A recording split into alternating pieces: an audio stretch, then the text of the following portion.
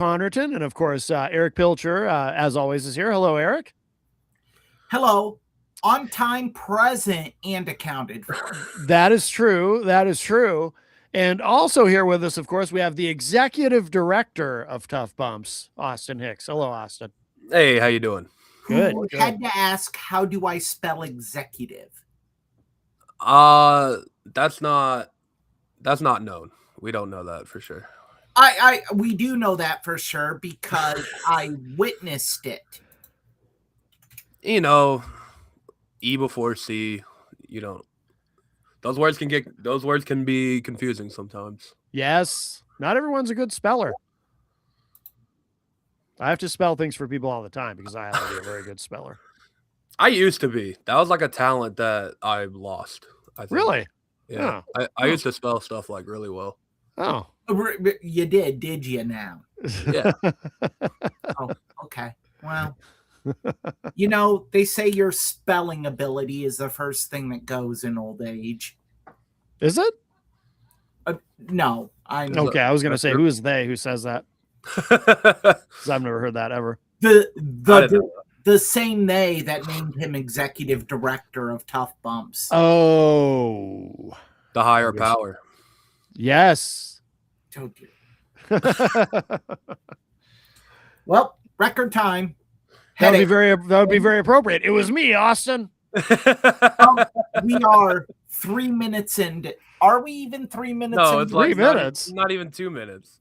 Yeah, we're not even 2 minutes into this, and I have a headache. So they say not being able to tell time is the first thing to go. You know, that's not something nice to say to someone who just turned 43. Oh, happy birthday! Last Sunday. Well, happy birthday last Sunday. Yeah. How do you feel? Old. like a guy who has minimal usage of his right arm. Oh. Let's say that. I feel old today. Wow. I'm sure you do. Drunky McDrunkerston. Whoa, hey. We're throwing out allegations. My goodness. You know, you're right, Austin. We should really try to be nice because our news segment is not going to be nice this right. There's a lot of bad here. Right. So you want to start with Hogan? Yeah, let's start with the Huckster. The Real American Netflix documentary that came out this week. Mm-hmm. Only 4 episodes. It wasn't that hard of a watch. No, it wasn't. I enjoyed it. It was kind of easy to get through. Yeah. I actually liked it more than I thought I would, I'll be honest. I liked it until I thought of something. And I thought of it this morning. Mm-hmm. When it didn't like teach. If you know about Hogan's career, it doesn't really tell you anything you don't already know. But I didn't know about his brother. That whole story was a complete surprise to me. I didn't know a thing about that. Yeah, I didn't either. Yeah. My major complaint with the documentary is up until the 4th episode, I thought they were very fair. Mm-hmm. And I thought they did a great job of addressing controversies, which I still have not heard a logical reason why 20 minutes into this documentary, they decided to have Bret the Hitman Hart come in and basically just start bagging on Hogan. I'm not going to lie, the part of the documentary that got a legit laugh out of me it's during the 3rd episode, I think, when they're talking about WrestleMania 9.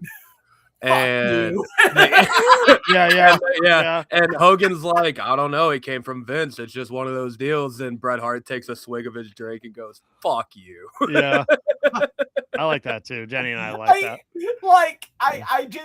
I was watching it and I'm like, oh, wonder who they're gonna get from Georgia to talk about Hogan's early days. And I'm like, maybe B. Brian Blair. Maybe they got Brutus to get in on this, which I would have been shocked given their current situation. Maybe they got Jimmy Hart. Maybe they got, and then I see Bret Hart on the screen and I'm like, why in the hell Like, have we learned nothing from Brett being on documentaries? Like, what? No. I thought it was fine. I thought it made sense, just given because it kind of I felt like Brett was there to kind of give the counterpoint to well, because No, I have no issue with Brett being there for WrestleMania 9 because Yeah, Brett's part of that. Brett and being there for the early career stuff about Hogan. It's like, Brett, you probably couldn't throw a bear hug. I kind of get what they were trying to do because they were talking about when Hogan first started and everybody Yeah. and Jerry Lawler was like, which I was surprised he was a part of it. Jerry Lawler was like, yeah, he looked good, but he couldn't wrestle worth shit. And Bret Hart was like, yeah, I saw him in Memphis or whatever, and he just didn't look that good. And it was I just think there would have been better people. And you're right. I mean, Memphis, not Georgia. if you could have found somebody that Hogan actually worked with in Memphis, like that could have been cool. But Jimmy was in Memphis. Jerry Jarrett was in Memphis. Jeff Jarrett probably could have commented. But that's not even my main issue. My main issue is episode 4. We really get into the controversies surrounding Hogan. Like all of them. I thought Linda in the documentary came off as very grifterish in her approach because for over a decade now, you've been making these heinous allegations against Hulk.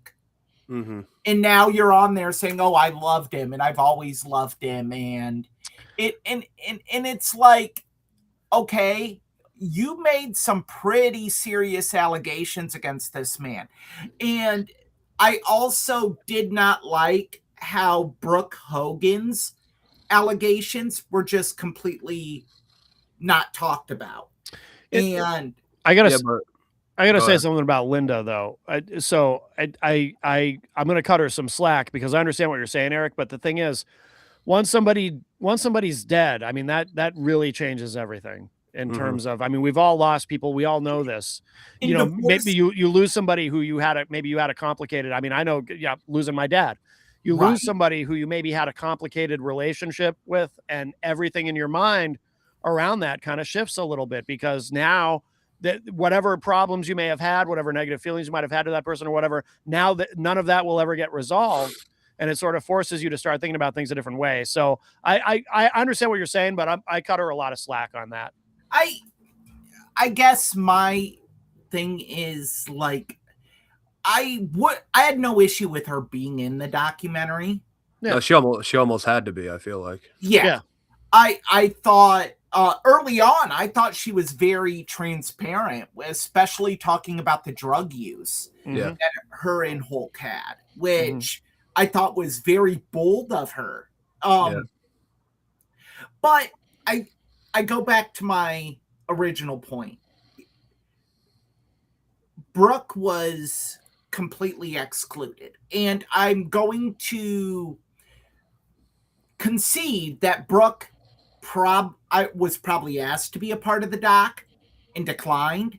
Right. But there were still allegations she levied that should have been included. And they almost completely, in my opinion anyway, brushed over the racism of Hogan. And I think that was wrong. That had I don't think they brushed it over. They talked about it like a decent amount. They talked about it a little bit, but I thought maybe some representation. They glossed over it in the sense that they said, he used a racial slur. He was caught on tape using a racial slur, and they just kind of left it at that. And and what he said regarding Brooke and the man that she was seeing at the time went way deeper than just using a racial slur. So yeah, they did. I think they did kind of gloss over that. It's one thing I would have loved, like, because one of the most I don't mean this with a racial connotation. One of the most eloquent to speak about it has been Mark Henry. Yeah. And I think Mark Henry would have been great to bring on for just to talk about that. Just be like, no, Yeah. here's why. Yeah. And here's the deal. That to me is a very they had damning omission to the documentary.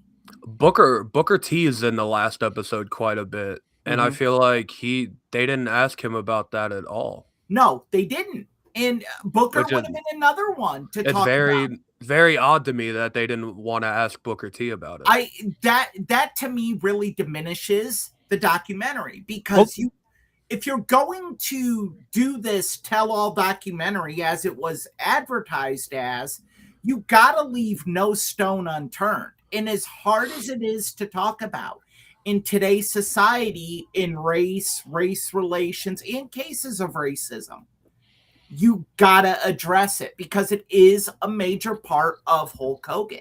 To be fair, we don't know. They may have asked him and he didn't want to get into that part. He may have said, no, I'm not talking about that. I mean, we don't know. Whether he talked about it or not, you have post edit. I mean, you did cover the funeral, so you could have added a segment even if Hogan said, I don't want to talk about it. Yeah, yes, but I do realize that's a little devious, because he's always been reticent to touch on that, hasn't he? Like, I'm trying to think of when I've heard Booker T address that specifically, and maybe he has, and I'm just not has on remembering his it. podcast. Oh, has he? Booker's talked about it, yeah. But Okay, I'm gonna say this: it was very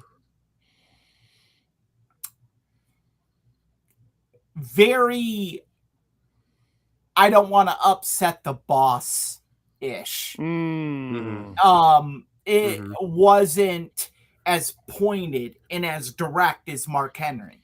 And maybe Booker legitimately feels the way he said on his podcast. Oh, you know what we should never forget about, though, too. Booker's thoughts on Hogan might be skewed in a way, and he can be forgiven for this because. And Eric, I remember you and I talked about this once. I don't think you were back on the show yet, Austin, at this time, but he wasn't. We had a conversation about this. When that infamous promo where Booker drops the N-word in WCW, Hulk Hogan went to bat for him, and Booker T has talked about this. Hulk Hogan went to bat for him with management and said, please don't fire him. Yeah. I'm not offended. He just made a mistake. I like Booker T. Please don't fire him. And Booker T has always given Hogan credit for that, for saving his job. Because after that happened, he was sure he was gone. Hulk was probably excited he could say it on air then. Well, I don't think that's the case, but to Matt's point though about Hogan may not want to talk about it, like there was a couple times during this documentary where Hogan like shut a whole question down. It was about his brother specifically, where he was like, was there a funeral? Like, were your parents involved? And he was like, brother, we're not doing it. Like, and I get that, and that's fair, again, you don't necessarily need Hogan to talk about it to talk about it. And I think that that's something that should have been discussed, because in a way you were building a case for why people may have an issue with Hulk Hogan. And that's number one on the list. If you talk to in that and his obvious, we can say obvious gaslighting and victimization of his daughter and wife. Yeah. I mean, back when we saw it on Hogan Knows Best, we thought it was funny and whatever. Now we realize, based on what we know about psychological spousal abuse, that, okay, Hulk might have been a sociopath. And people listening may say, well, Eric, you're just being overly dramatic. No, I'm not. Go back and watch those episodes of Hogan Knows Best. There's a reason you can't find it anywhere streaming. It is very damning to Hulk Hogan. I didn't realize that. It's not available for streaming anywhere? Not available anywhere. I didn't know that.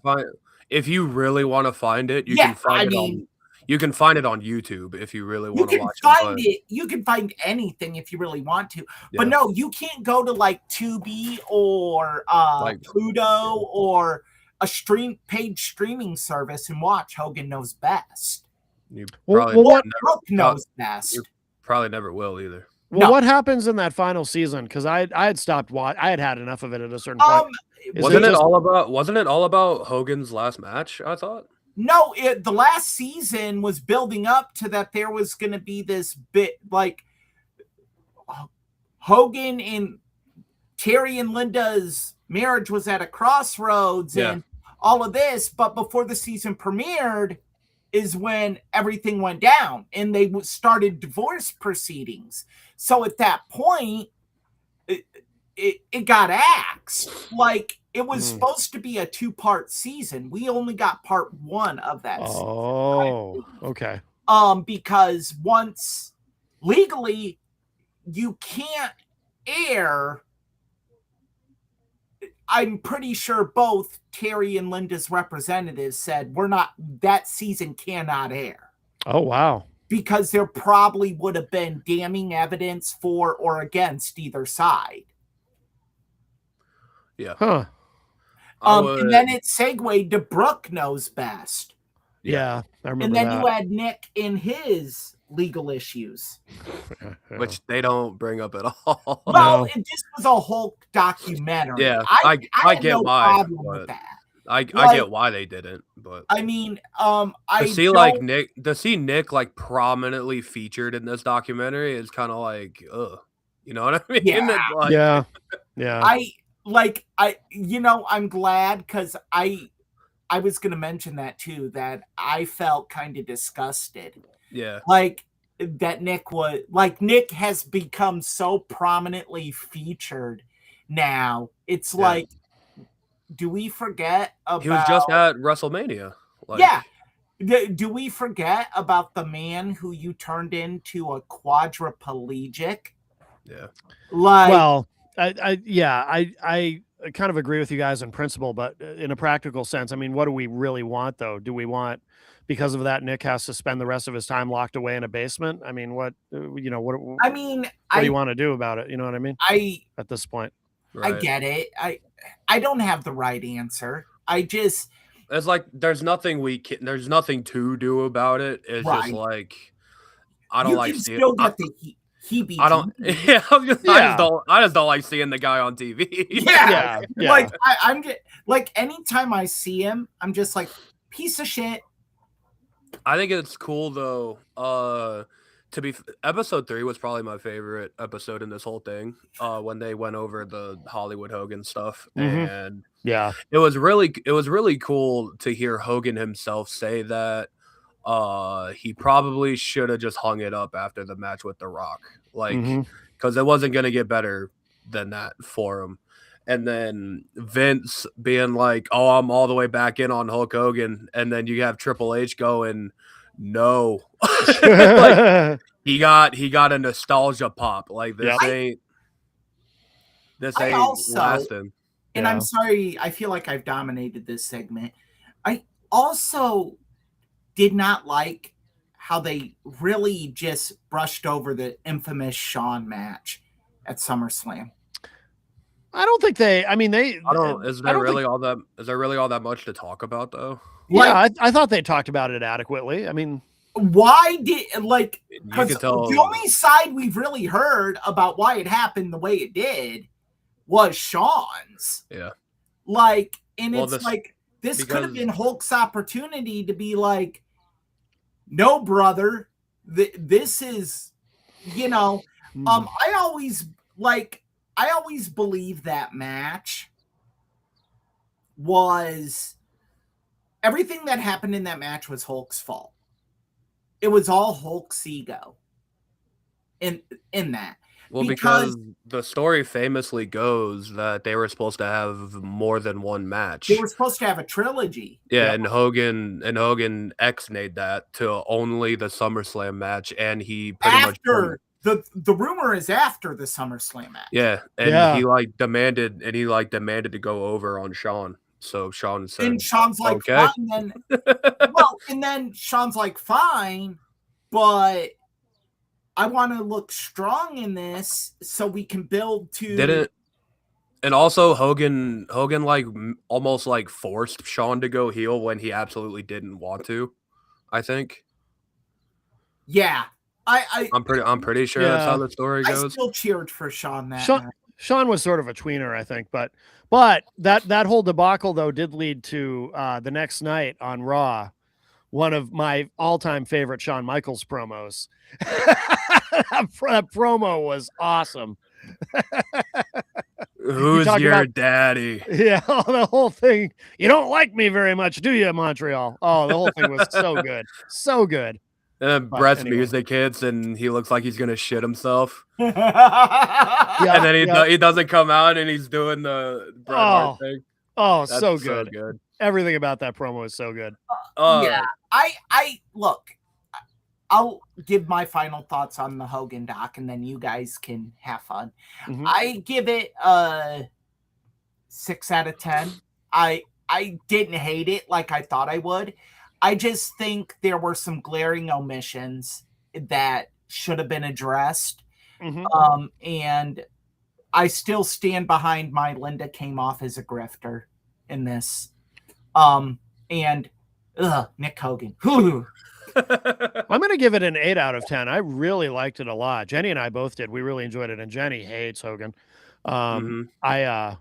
I don't hate. I view him as a complicated guy who had some pretty serious flaws, obviously. But I like the documentary. As far as omissions, yeah, and you know, people are making YouTube videos like James Romero saying, "Well, here this got left out, that got left out, and whatnot," and Brooks doing interviews saying this got left out and that got left out. But the thing is, I mean, ultimately, you can only fit so much stuff in there, and you know, they have to make decisions. They have to make hard choices about what's going to go in and what's going to. You know, unless you want it to be a 5-part documentary, which I would have been fine with. But I think they have to make some hard decisions about what goes in and what gets left out. But I think that despite that, I think it was a very balanced picture of Hulk Hogan. Probably more positive than negative overall. But then again, part of that might be my perception because he was such a big part of my childhood, obviously, as a wrestling fan. But I think it was pretty fair overall, and I'm okay with some stuff being. I know he had multiple affairs. You know, they didn't talk. They only, I think, really only talked about one. They only brought up the one, yeah. Yeah. But he had other affairs. You know, he was definitely a flawed character in a lot of ways, and of course, they didn't drill down enough on the what he actually said during his racist comments, which was horrific.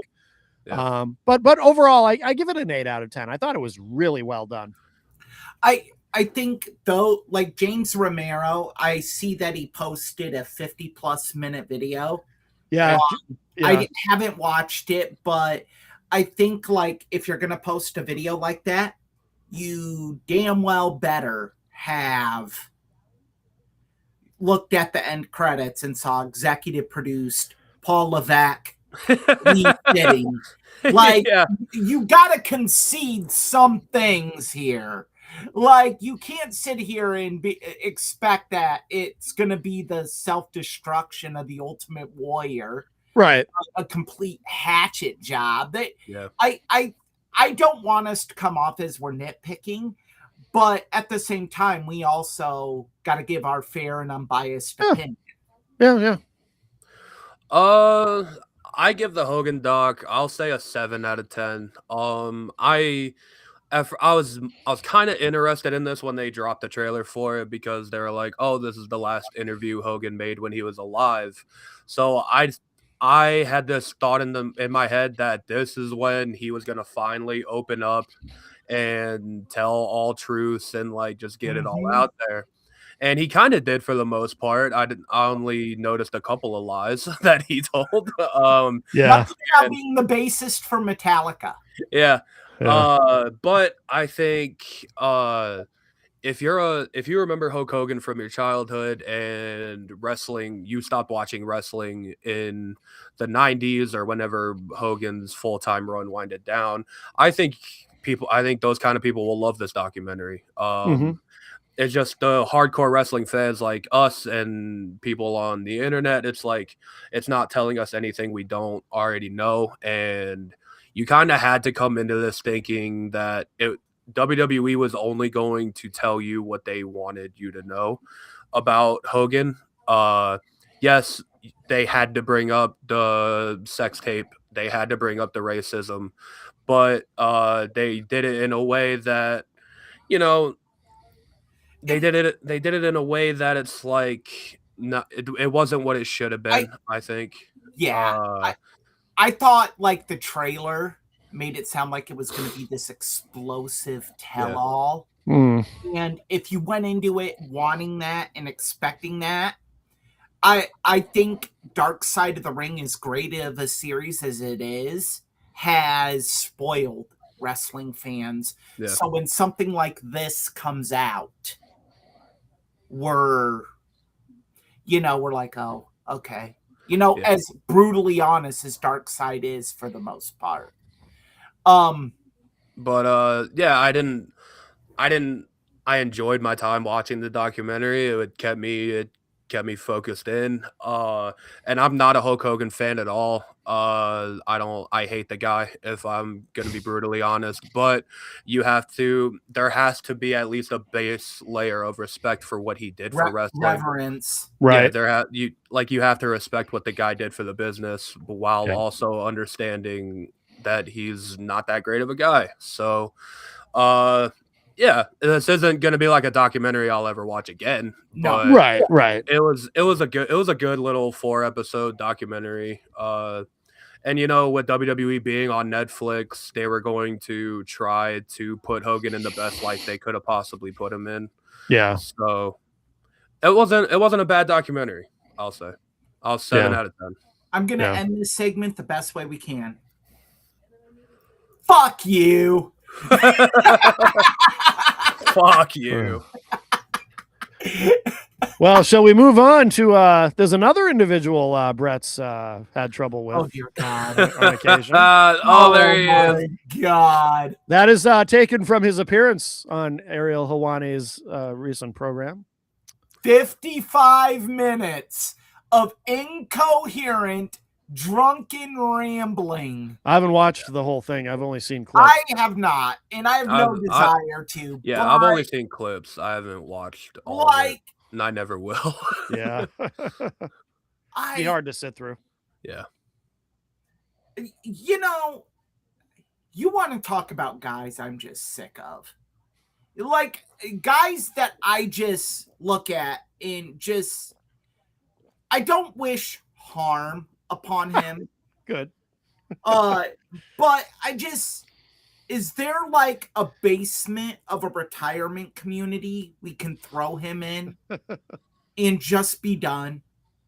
Like, it's every time he opens his mouth, it is, and we are talking about Nate, Ric Flair. Yes. It is complete, unadulterated bullshit. He's attacking someone who has given him the world, or bashing someone that you're just like, where is this coming from? And that was like, I have literally summed up the whole 55 minutes on the Ariel Helwani show in those 3 points. Yeah. He said something like he slept with more women than Wilt Chamberlain. And some of them were heavyweights, he said. Yeah. And in today's world, who's proud of that? Right. That's not the flex. That's not a flex. Gene Simmons doesn't even use that shtick anymore. No. He used to. No, that's very 80s talk. Yeah. You know what I mean? Reprehensible. Yeah. I mean, I could talk about my college days, which Austin was alive for those, and Austin witnessed them. Like, what are you saying? What do you mean Austin witnessed them? He witnessed parties and I thought I was there. And he had his first drink courtesy of one of my parties. That's true. That's true. Yep. Okay. Yep. 6-year-old Austin. All right. Asked if you could have a glass of it. Asked if you could have a drink of juice. Someone had it sitting on a TV tray, and we're like, we're playing Rock Band. Yeah, sure. He picked it up and chugged it, and it was a screwdriver. Great. Yeah. Eric Pilcher Child Care. You know that's going to get used against you by the guy in New York. You know what? Cool. Yeah, Oh, by the way, hello to Mr. D if he happens to be watching. Yeah, Mr. D. You know, we will never force you to choose. No. We will never question your loyalties. Anyone who watches us, you can watch whatever podcast, radio show you want. Yeah, he's our new best friend. We are non-judgmental or discriminatory on that. That's right. That's right. Here at Tough Bumps. That's right. The back on track. The Will Chamberlain thing was just stupid. And I was just like, Rick, who cares? And then he's like, yeah, like Austin said, some of them were heavyweights. Okay, you still had sex with them. So obviously there's attraction there. What could you imagine being one of these women and hearing that?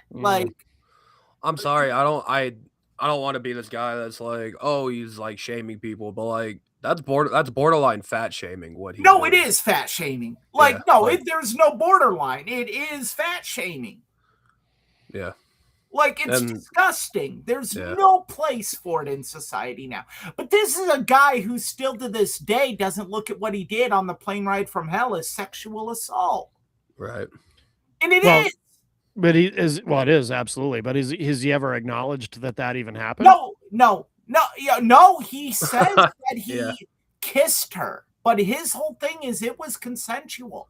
Right. I don't know. I have never been with a woman that's crying while I'm pressing myself on top of her.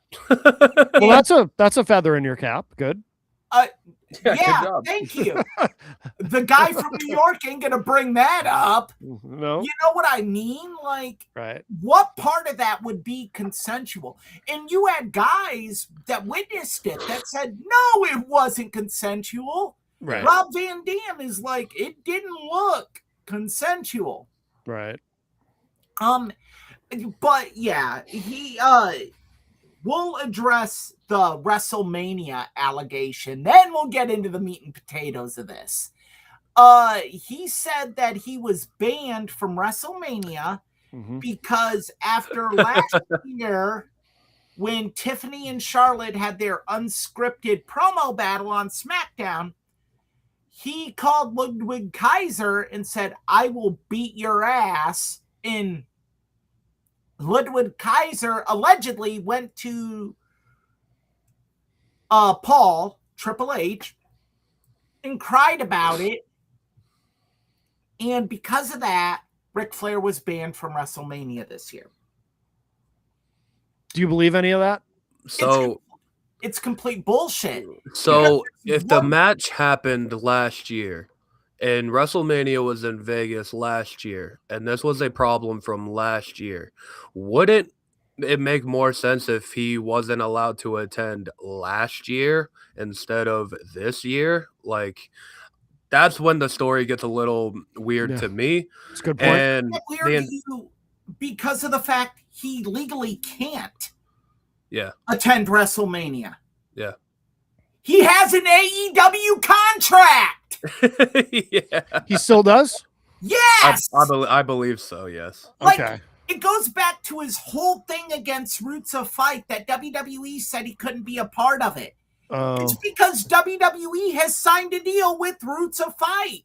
Okay. You are an AEW contracted talent, you dumb fucking moron. I didn't even know that was even still. What is he? I believe he has an AEW Legends deal. Their version of a Legends deal. He had an AEW figure released near the end of last year. I didn't realize that. Okay. I'm pretty sure he still has shirts on AEW shop. Oh wow. Okay. Yeah, so no, Rick is full of crap. Yeah. Does anyone on this show or listening live sit here and think that Ric Flair could scratch Ludwig Kaiser. No, a strong gust of wind would knock this dude over at this point. Like, what is Ludwig Kaiser gonna do to this guy? Like, Right. Ludwig Kaiser simply just has to push him, and he's hitting the deck. You know what I mean? It's like, and it's just getting sad. It's been sad, but like it's getting even more sad because, you know, you would hear these like drunk tyrants about Ric Flair like maybe once every few years, and everybody's just like, oh, that's Rick being Rick, you know what I mean? But now these are becoming more and more frequent, and like it seems like every few months now there's someone we hear about something like this from Ric Flair, and it's sad at the end of the day, like what he's doing to himself. I think it's also, there needs to be something said about these podcasts and these shows that keep bringing him on. Mm-hmm. Like, well, he used to have his own. He's been how many podcasts of his own has he been through? Like 3 or 4. Yeah. Three-time podcast loser, if you want to quote the amazingly talented James Romero. Yeah, because he had one with his father, with his son-in-law, Conrad Thompson. Conrad Thompson. How do you not make a podcast with Conrad Thompson work? Right.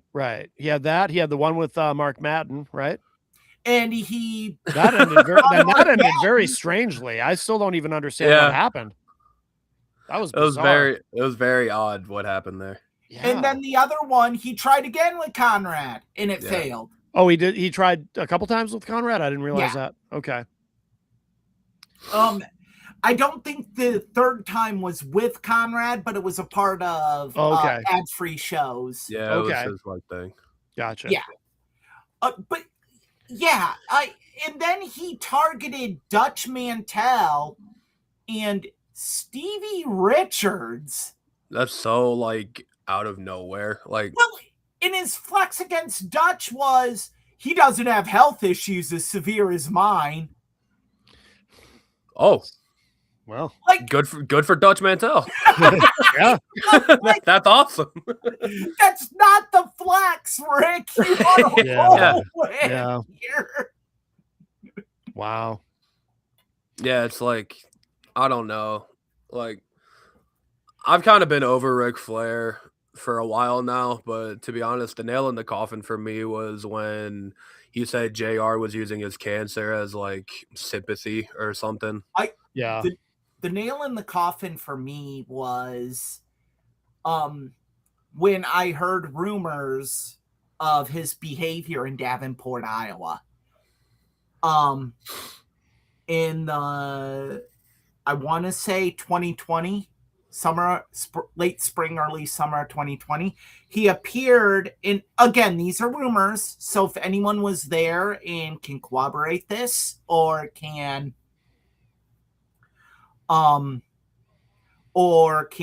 dispute it, by all means reach out to one of us and we will address it.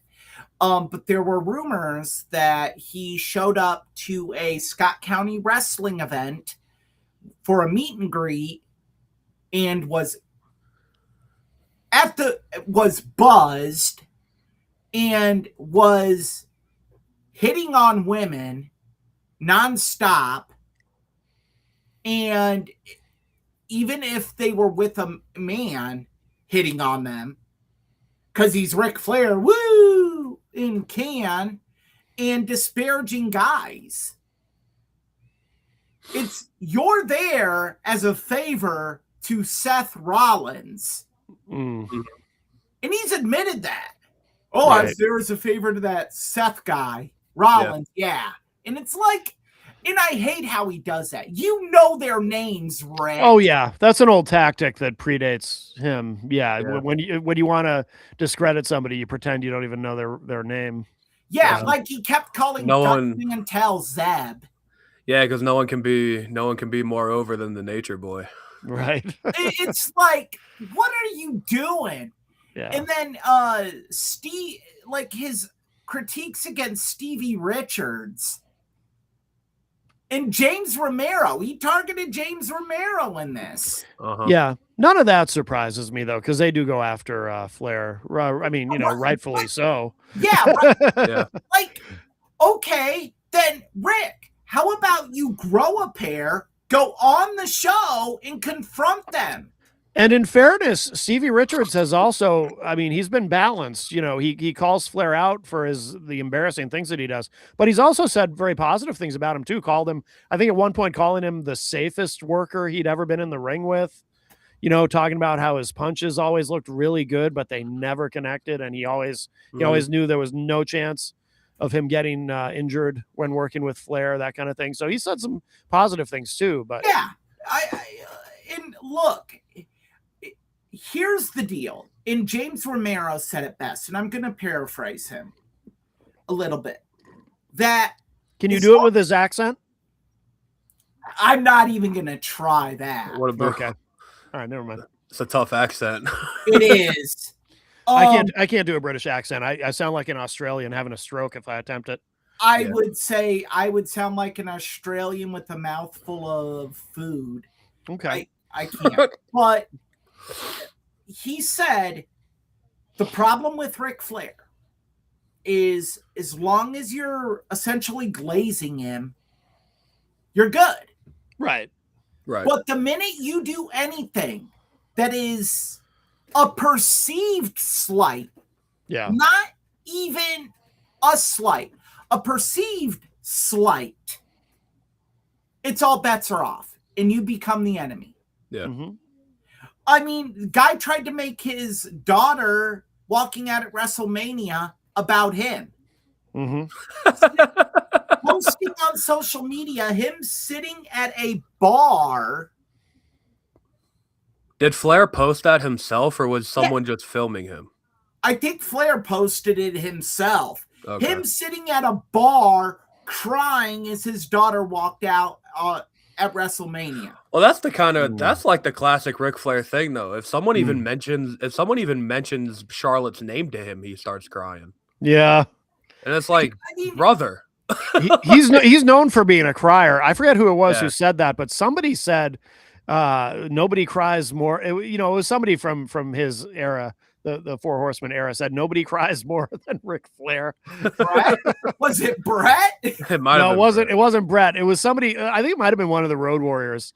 But yeah, one of them said, it might have been Arn. It might have been Arn. I try not to get on him too much for that because, like, it's cool. You're proud of your daughter, as a dad should be. But, like, dude, when you're in an interview and someone even mentions her name and you can't even get a sentence out, it's like, holy shit, man. Yeah. Like, can we please get it together? Yeah. Bruh, it's okay. You were a shit dad. We get it. But it's stuff like that you are like, dude. And why would you attack? And I keep circling back to this because I think it's a key point. You can attack Dutch Mantel, who has achieved a lot in this business. Mm-hmm. Not as much as Ric Flair, but I think Dutch is more respected in the business today than Ric Flair is. I agree. Right. Yeah, because I've never really heard anyone other than Flair. I've never heard anyone really say a bad word about Dutch Mantel. Some African American wrestlers from WCW in the 80s have. Oh, really? That I'm gonna chalk that up to WCW was an old boys network. Oh, yeah. And if you're going to go after Dutch Mantel when the booker at that time was Bill Watts. Right. I didn't know about this, though. Dutch has been accused of being racist? He has, but he has. I didn't know that. I want to say, full disclosure, you hear it and you're like, oh, no. No. It's very similar to the JR situation. Yeah. Okay. Not even that bad. Yeah. It's The only thing I can compare it to, really, is Like, JR.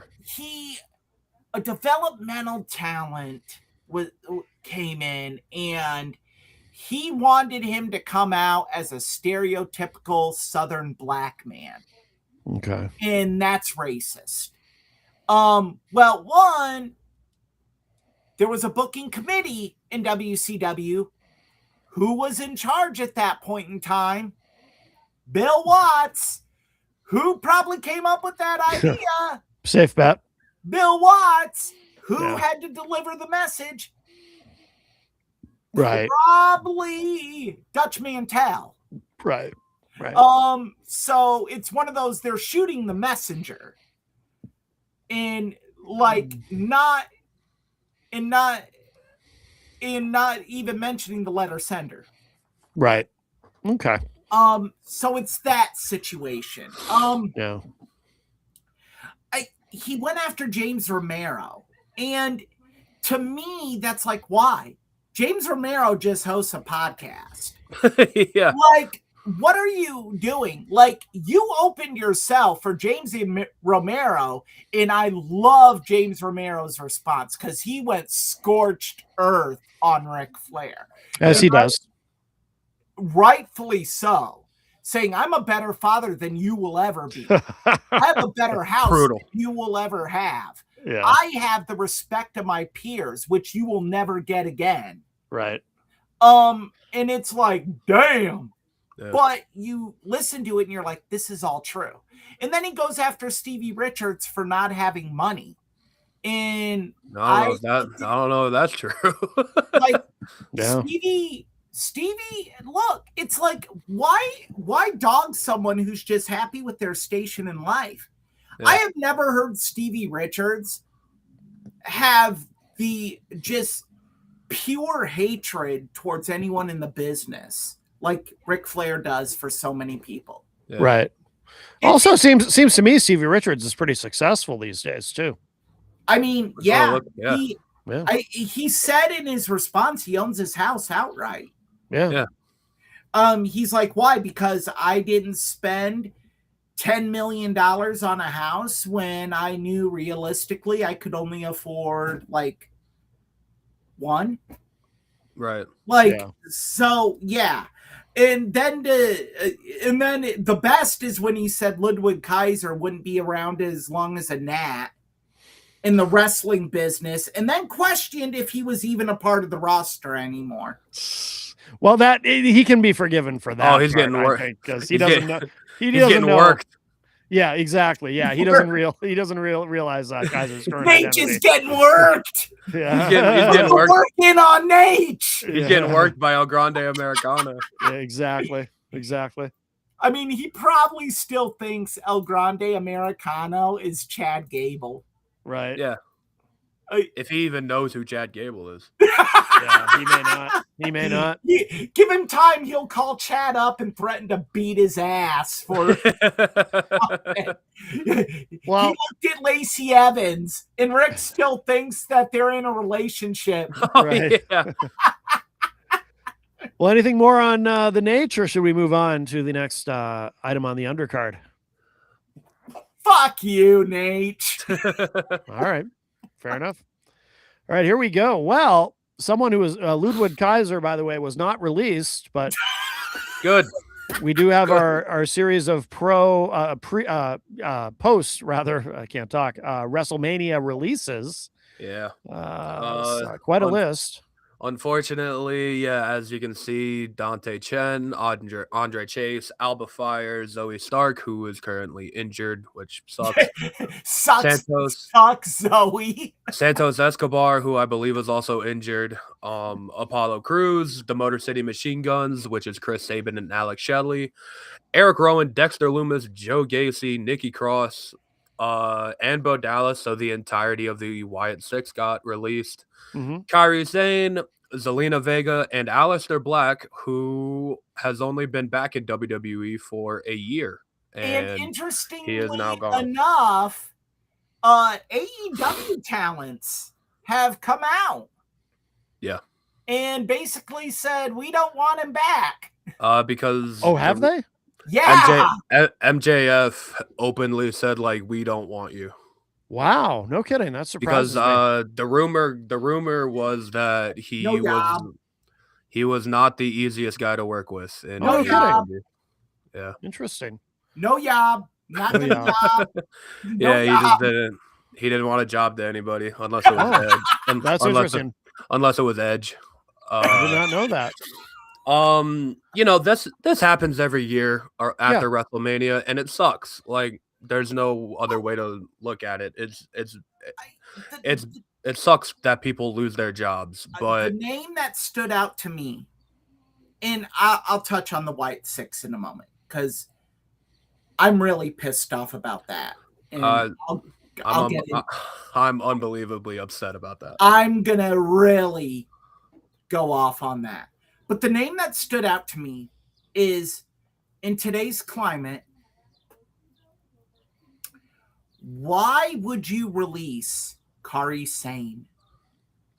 Especially since they seem to be in the middle of setting up a big angle with her and Asuka. The inevitable split. You have basically gifted Kairi Sane to AEW. Oh yeah. And I think AEW is their women's division is quickly improving. Yeah, they're booking it a lot better. It's getting a lot better. And you could build a women's division around Kairi Sane. Mm-hmm. And people are like, well, what'd she do in WWE? Well, you can only make the best out of what you are given. I mean, I always thought she was underutilized. You know what I always loved about Kairi Sane is, I've always said this, the insane elbow. And I understand all it is a top rope elbow drop, but there's something about the way she did it that I always thought looked so cool. I don't know if it's the height that she would get with it or what, but it just looks so cool. It's one of the best. It's one of the best elbow drops like ever. Isn't it? She tucks that elbow when she goes down with it tighter than Savage did. Yeah. It just looks so good. So high. Yeah. You see it come and you're like, oh, that's going to be sick. Yeah. But it never is. And like I always say, like everyone talks about, well, why does Randy Savage have the greatest elbow drop ever? It's because of how real it looks. Yeah. Like he tucks it up so high. Like you literally think every time the point of that elbow is going into their sternum, and it's not. It's all here. Right. And plus, like Savage's elbow was like one fluid motion. It was like it almost looked like he would like pause. It was like it would pause mid-air almost. And same with Kairi's, Yeah, no one else can replicate that. Like when Punk goes to do it, I'm like, oh no. It looks awkward when he does it. Punk's Punk's elbow drop is bad. It's as awkward as Punk's sharpshooter. Yeah. Like his sharpshooter. I said this to Austin in a private. We were talking during a PLE, and he told me to shut up. I said that's not a sharpshooter. And Austin, you know what I'm gonna say. Yeah. I said that's not a sharpshooter. That's a Scorpion Deathlock. Yeah. And you look at the difference. The Scorpion Deathlock is just a sloppy version of the sharpshooter. Brett's sharpshooter is so tight and compact, and you actually believe he's doing damage to someone. You don't believe that with the Scorpion. Fair. You look at it and you're like The Rock does a Scorpion Deathlock. Oh yeah, and it looks awful. I don't even know what you can call what The Rock does because it it's like shit all the time. Bad. It almost looks more like a Texas cloverleaf than it does a sharpshooter. Yeah. Really bad. Before we get to the Wyatt Six, because there is a lot to say about that. There is. releasing the Motor City Machine Guns is so insane to me because. Depending on how you feel about the Motor City Machine Guns, I get it. They're up there in age. But at the end of the day, in my opinion, they're one of the best tag teams in the world. Agreed. And you know, And they're best friends with the Young Bucks. Yep, WWE. I get it. They wanted to try WWE because everybody goes eventually. There's people that probably won't. Shake, though. I mean, they put the strapped them right when they came in, and then it's like they didn't know what to do with them. Well, they never. It seems like they never let them go out there and just wrestle. It was just they would throw them in these like 8-minute TV matches where it's impossible to get heat or impossible to get over. Yeah. And you know, they never cut a promo. Their theme song sucked. It was like they never really gave them a full a legit chance. And like Eric said, they are really close with the Young Bucks. I would imagine when that 90-day notice is up, the Motor City Machine Guns are going to be all elite. I promise you. Probably. I have heard some of these talents cut in their contract had, if they are released, they do not have a 90-day no compete. Really? So it's going to be interesting to see what happens. So on Twitter, someone made a very good point where if the Motor City Machine Guns do indeed have a 90 days from now, AEW Dynamite is going to be in Detroit, Michigan. So imagine the debut for the Motor City Machine Guns in AEW in Detroit. And then 90 days from now would be July. It would be July something. And I think key thing to think about here. That's around Wimbledon. Mm-hmm. Dynamite might be preempted. It could. And that might because I would love it. I would love it if it were live and they did it. Yeah. I hope they're able to pull it off. Because Godspeed, AEW. Because I would imagine if they are able to, they run Motor City Machine Guns versus Young Bucks in Wembley Stadium. I would imagine they would do that if they can. And I mean, it doesn't need any build. You do not need a build for that. It's the Motor City Machine Guns versus the Young Bucks. That's the build. That's the story. Two of the greatest tag teams of all time going at it. There. All right. How do I write this? And someone just needs to go up to him and hit him in the head and be like, stop. Yeah. No build. We don't need it. It wouldn't surprise me if Tony Khan has contracts ready for these guys now. Like, it honestly wouldn't shock me. He's like calling them up like, hey, I'm gonna have who's a wrestler I'm not using right now? I'm gonna have Bowens talk to you. Yeah. Answer his call. You know what else is weird about their release too is they had this interesting little storyline developing with Candice LeRae. She actually helped them win, and because she was trying to get Alex Shelley to help Gargano. I'm shocked that Johnny that Gargano didn't get cut because he is not renewing his contract. Mm-mm. Oh, maybe he's gonna go join. I don't know when. I don't know when his contract's up. He had injury time added. Okay. And that's probably why, because I have also read that if they have injury time added to your contract and they cut you, you're a free agent. You're free and clear. You can go do whatever, which that would tie into Santos Escobar and Zoe Stark because they're injured. Santos Escobar getting released kind of shocked me because kind of, but not really, because it's a weird situation. They weren't really using because Santos wanted to leave. I think he technically did leave, but they brought him back really quickly, and for a lot of money apparently. Yeah, and they didn't use him at all. Yeah. He was gonna be a part of AAA, but I don't even think they made it that far with it. And he gets cut again, and Santos Escobar is really good. Santos Escobar is great. Yeah. If he goes to AEW, and I just want to say this, I don't want like everyone in here to like, they're all elite, because AEW's roster is massive to begin with, but there are people that are must-haves, like the Motor City Machine Guns, like Santos Escobar. I think the four, sorry to cut you off, Austin, the four must-signs, AEW. The rest, who cares? Yeah. the 4 must signs are Motor City Machine Guns, Mm-hmm. Kari Sane, Santos Escobar. The rest, I mean, I agree. You could sign Apollo Crews and put him in the Hurt Business, maybe. You could. Yeah. I would maybe Joe Gacy. I know we're going to talk about the Wyatt Six in a minute, but I think Joe Gacy is very talented. Yeah. Right.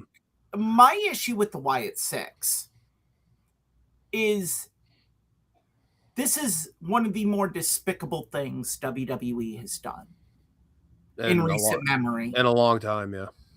You brought them back to make money off a Dead Man's documentary and merchandise. Mm-hmm. Yeah. Full stop. That is the only reason. You had no plan to use them. These individuals have families. They have families to support. If you were just going to bring them back for that, be open and honest with them. But you couldn't do that because you knew that they would probably say no. Yeah. I feel like you're assuming a lot, though. I mean, sometimes a creative team just fails. I think they probably brought them back and did have big things in mind, and then they just couldn't figure out how to do it. And it is not to defend them, but it is a little tricky with that gimmick. I don't know. I mean, what do you do with it? I can see where maybe they got to a point with it. It certainly didn't help having them in this endless feud with MFT. Oh my God. God. Which made me, and I was a big Wyatt Six fan, that whole thing made me just not care anymore about the Wyatt Six. It's unfortunate because I'm sure you guys remember the Wyatt Six debut. It's one of the best, in my opinion, it's one of the best Raw segments ever, in my opinion. It is so good. And the promos with Bo Dallas and Uncle Howdy talking to each other are incredible. And I agree. It seems like after that, they just gave up. They didn't care. And then they were off TV for a while. And then they brought him back and they gave him the tag belts. And then they were just kind of doing nothing after that. And it came to a point where you had a very hot angle and a very hot idea, but there was no execution there. Right. And it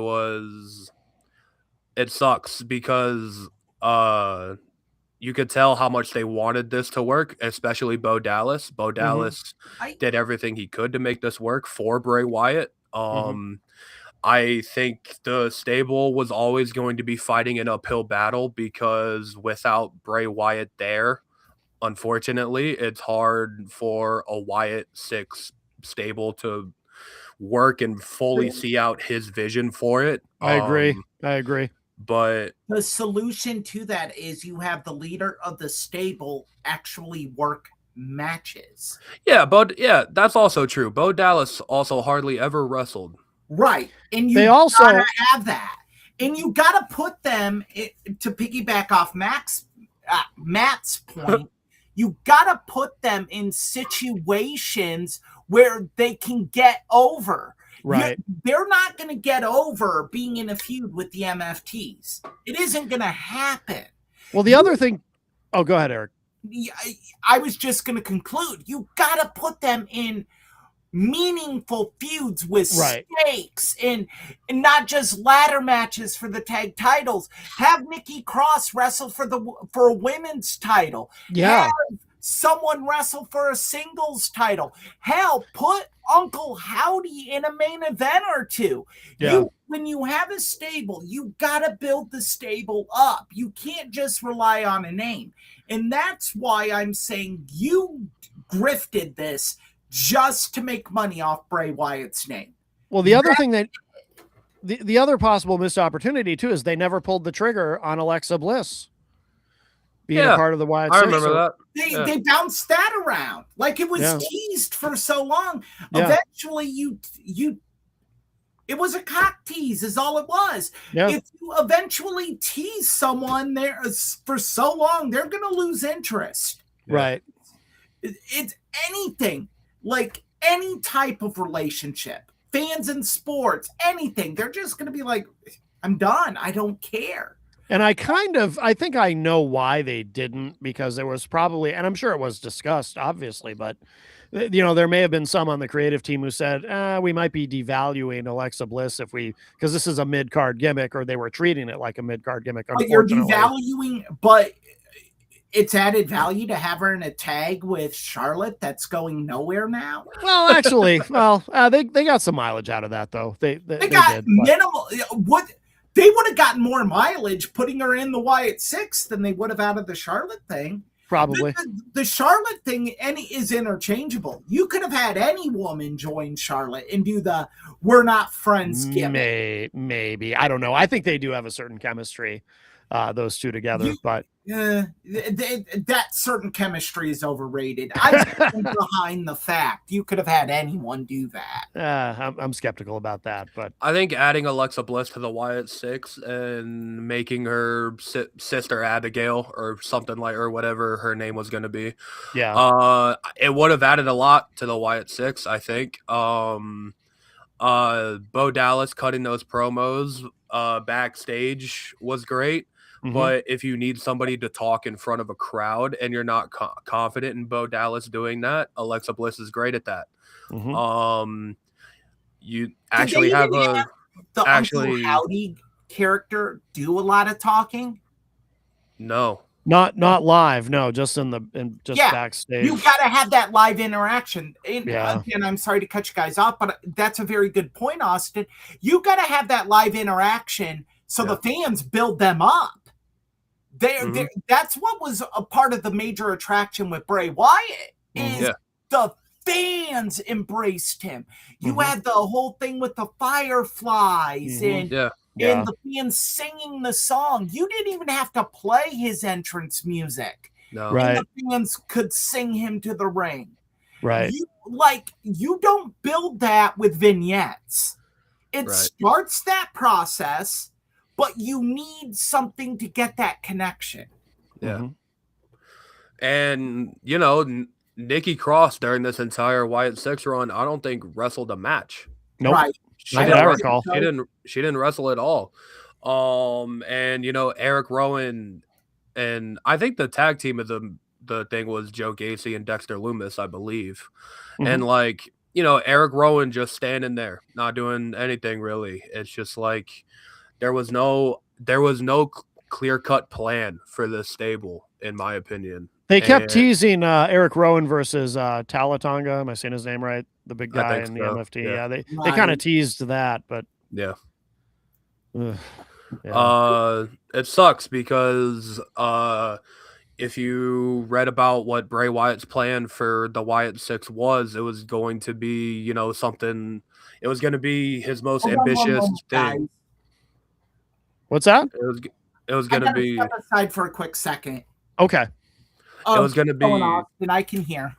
Bray Wyatt's plan for the Wyatt Six. It seems like we're never going to see what that plan is, and Bo is going to try his best to see that vision out, and WWE or whoever just seemed like they didn't really care, and that really sucks because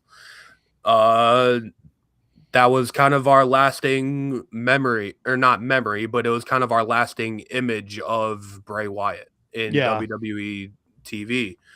And now we don't have that anymore. And it sucks. It sucks for everybody to lose their job. Yeah. And Aleister Black and Zelina Vega honestly surprises me a lot because it seemed like they were trying at least to do something with them. Oh yeah, and I liked what they were doing. I really liked the entrance. Yeah. And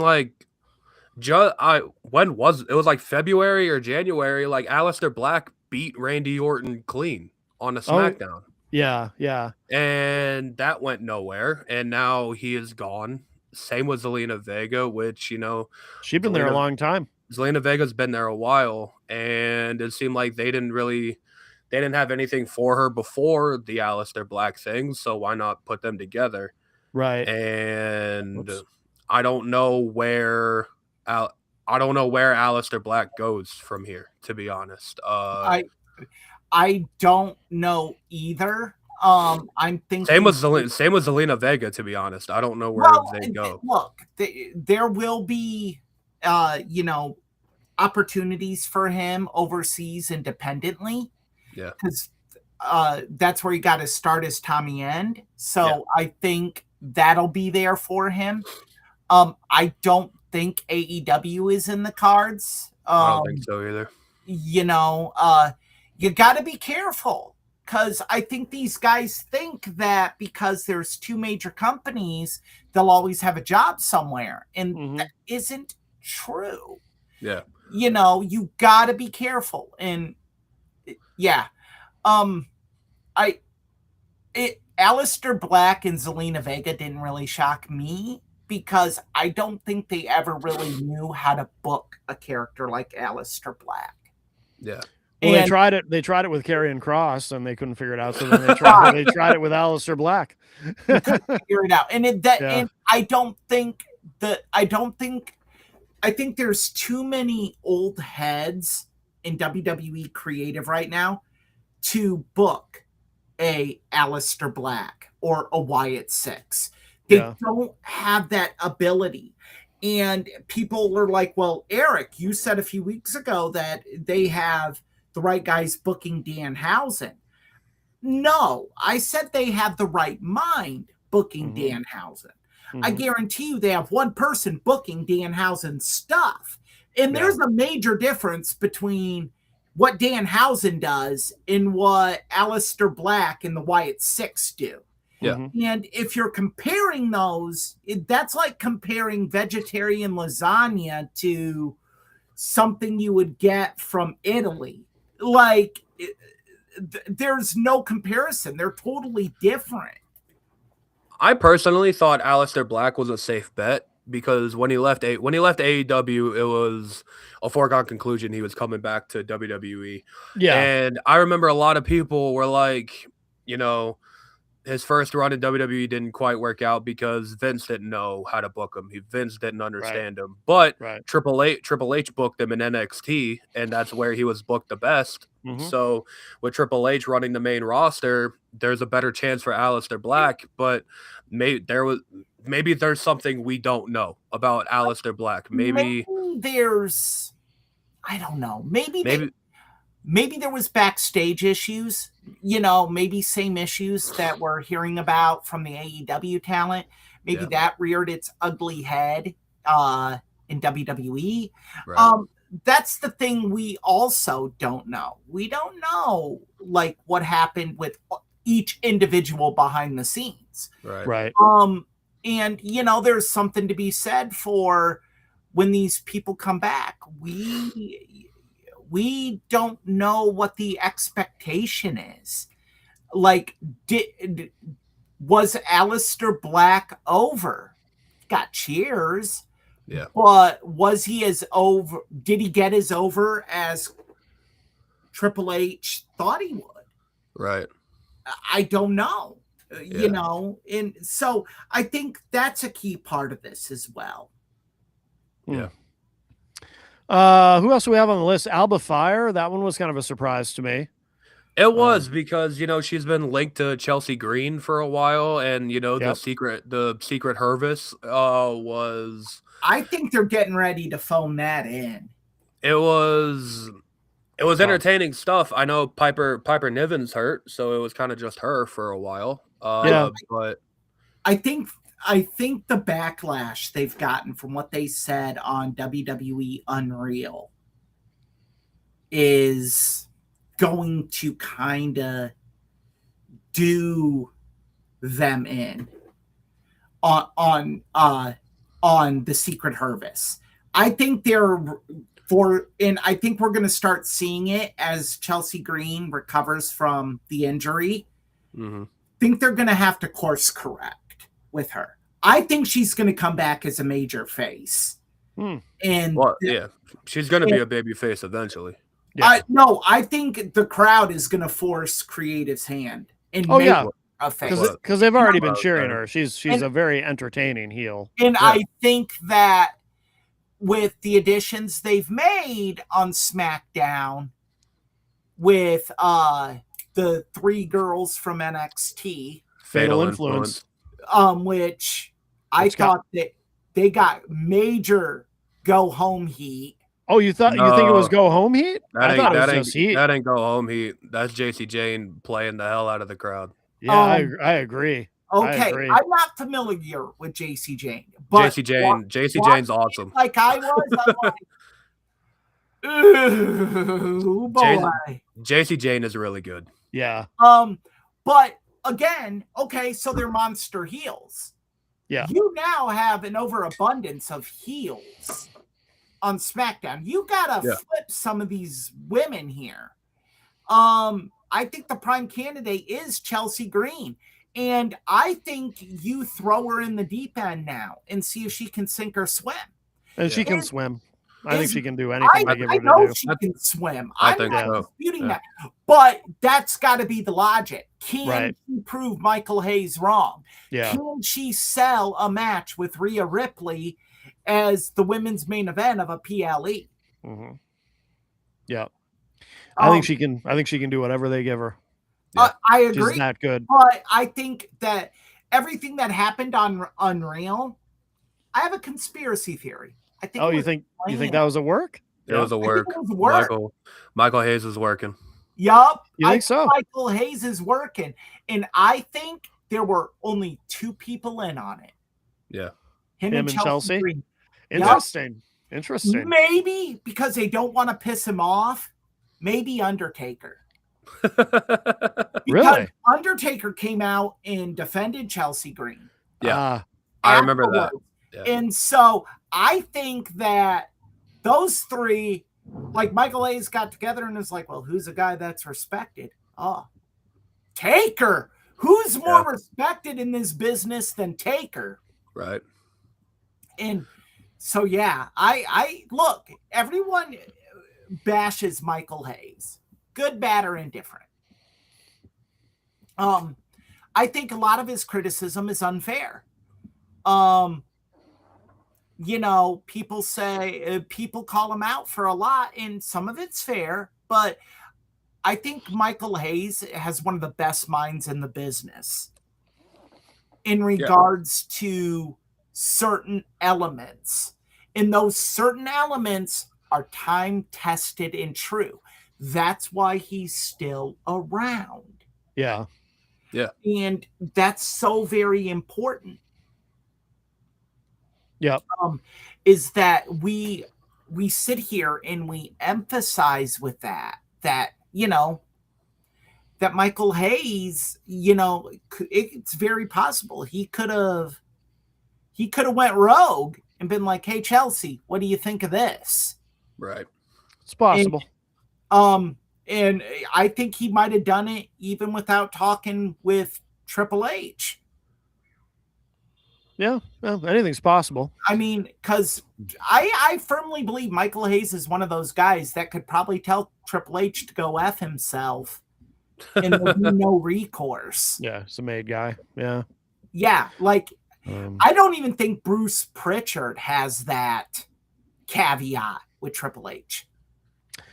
We also had Zoe Stark, who I don't know. That's unfortunate. Yeah, she's young though. She'll bounce back. She may end up in AEW. It's just tough because of that gruesome injury like she just had, and all of a sudden she doesn't have a job, and that's brutal. But yeah, she's young. I think she, you know, if she wants to continue wrestling, which I believe she will, I don't think it'll be much trouble finding a place to go. Right. Apollo Crews, very odd.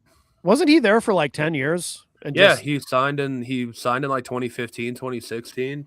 Came up through NXT. Yep. Yeah. It's just a very odd like career for the guy. Because in my opinion, he has all the tools, but they never did anything with him his entire time there. Yeah. I mean, they gave him like it was like a African king gimmick or something like that. Well, that was before, wasn't it? When he was Uhaa Nation. But that No, was- when he won the Intercontinental title, it was like he was embracing his heritage and he like Oh. came from royalty or something like that. He started talking in an accent. I don't even remember that. I remember. Oh, It was That- like 2021, I that think. gave Oh. me Huh. what was it? Yeah, I don't even remember it. Wow. He had like a That gave me Saba Simba vibes. Oh yeah. I mean, oh, I miss Saba Simba. I forget. He had like a gimmick match with Big E at Mania. Yeah, he did. It was not good. I forget what it. Look, The Nigerian drum fight at WrestleMania 37. That must with have Big E. been. I must not have been watching it. At that point. had to be a Vince idea. Oh, absolutely. Well, you're both black, so Nigerian. What's more black than Nigeria? Well, I don't even think Apollo Crews in real life is Nigerian. I think he's just an American guy. I think. I Yeah, don't know. yeah. I could just imagine Vince sitting there in creative. Yeah, Nigeria Yeah, drums. You guys like beats? but Well, they like, should have kept him. He could have feuded with Obafemi over. Oh my god! Over who's the ruler of Nigeria? You know yeah, Why not? who won the Nigerian drum match, Austin? it was Apollo Crews. He won the Yeah, IC well then title. he's the king. But Apollo Crews is very talented. I think. Yeah. I don't know. AEW probably isn't in the cards for him if I had to guess, but I do kind of like I the. think his career. I is do kind of pretty like much the. I do kind of like written. the Hurt Business idea, though. I think. Yeah. that's a cool I idea, I but- think if you were to bring an Apollo Crews in, it's such a niche situation. Yeah. That you would have to bring him into. You know what I mean? Yeah. Like it has to be something specific. It isn't. We have this guy. We have this name. But we're going to give him a gimmick and we're going to build him up. No, you can't do that. It has to be a specific situation. In regards to Zoe Stark, I don't know if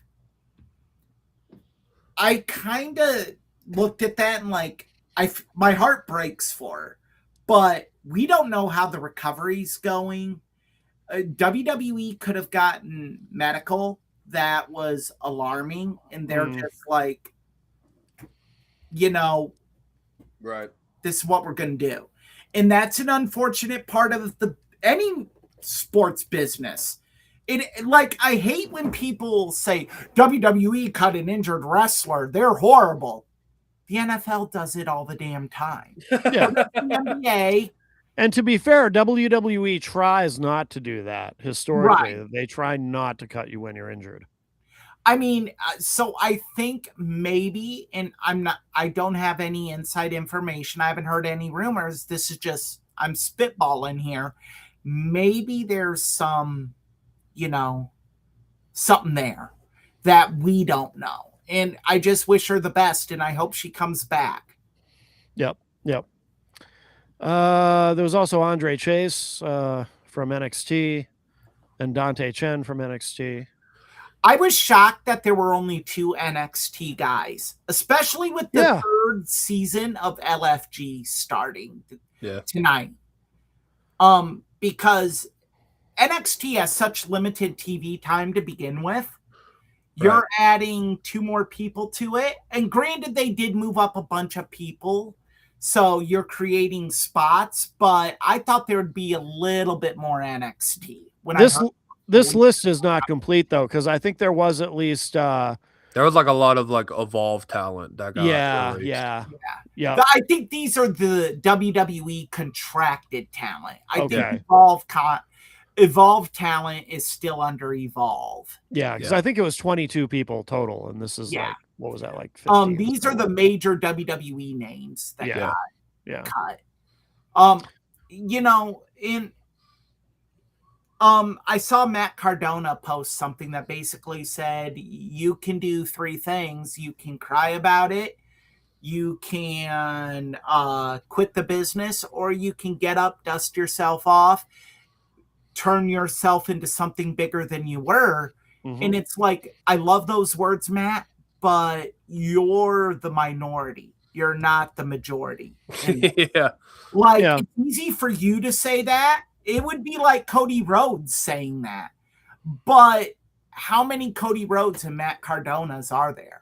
Yeah, like at the end of the day, I'm sorry, like not all of the I'm just gonna single a name out, like Andre Chase. Like Andre Chase, I'm sorry, isn't going to be what Cody Rhodes was for the Indies. He's not gonna be what Matt Cardona was or Drew McIntyre. Like Mhm. Another good name. it is a Yep. very small minority of people that are cut can go to the Indies and do what they did. Like it That's just true. isn't that Mhm. it just isn't the destination for a lot of these people. Like Right. You're not. Yeah, I think that was.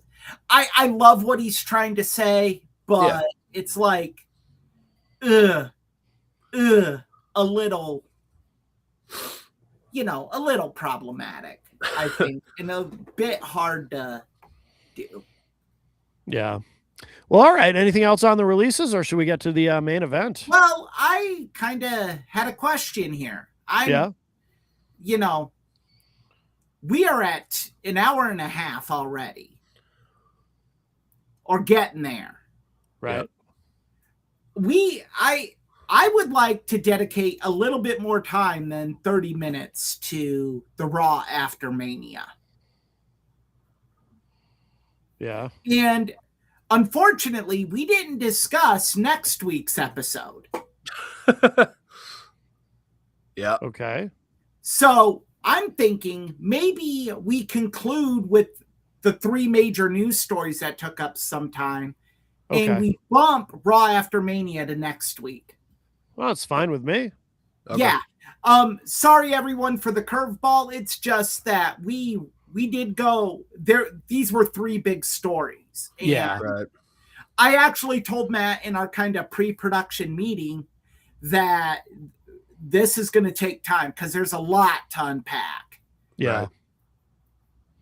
So Okay. yeah, That's fair. I think next week we will talk about the Raw after Mania. Okay. If that's okay with you guys. I only have 1 vote. And No, I am not the executive director. Yeah, we should defer to the executive director. Yeah, the executive. That's fine with me. I know, like talking about the roster cuts was going to take a while because there were a lot of names, and Yeah. like I mean, I the assume executive director that couldn't even spell executive. yeah. Well, all right. So should we put a pin in this one then? Episode We'll put a 43. pin in this one, just talking about news. Okay. Unfortunately, sometimes this happens. Yes, it does. Yes, it does. All right. Well, very good. So we'll conclude with that. Eric, where can people find you? You can find me on theirishtribune.com. This week, I will be having an article published looking at potential Notre Dame captains for the 2026 football season.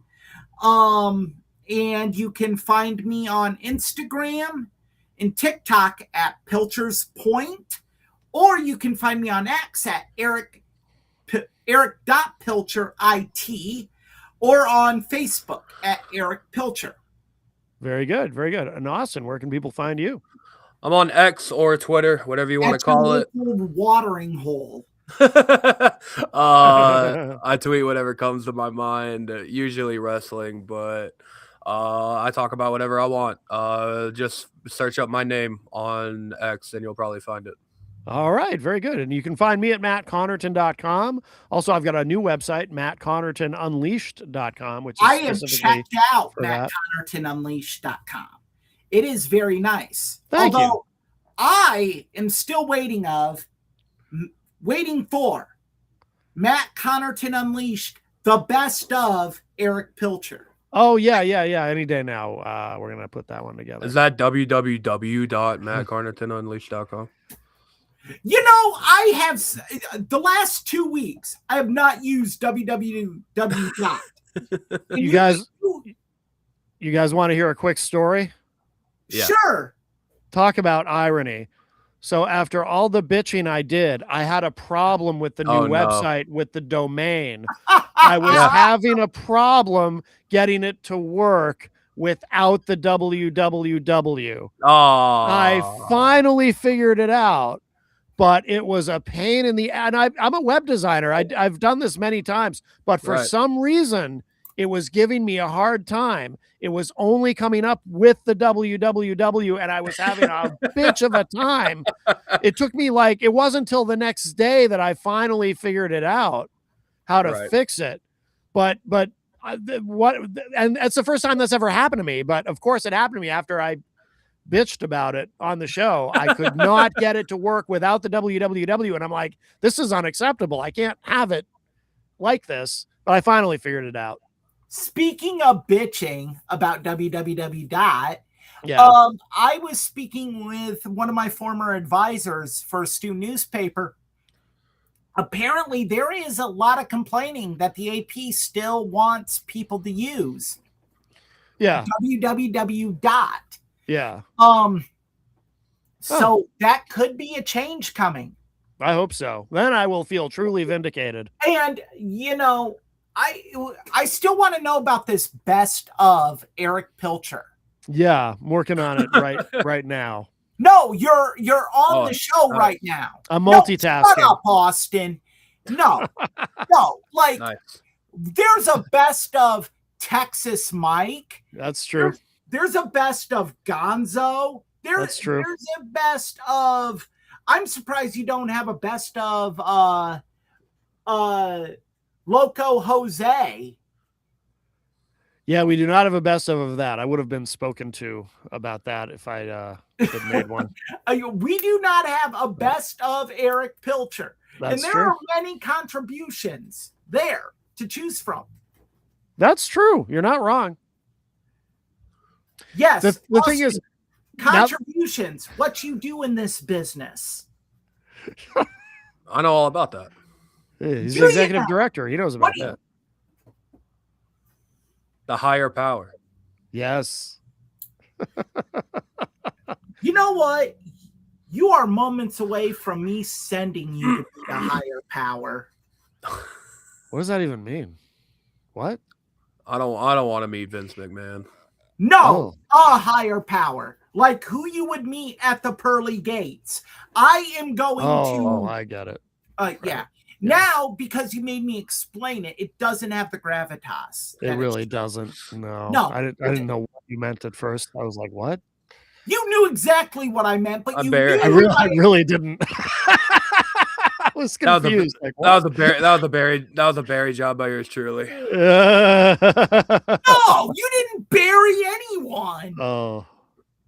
What are you talking about? Channeled my inner Hulk Hogan for a little bit. There you go. Fuck you. All right. On that note, episode 43 in the books. Thanks, everybody. Bye.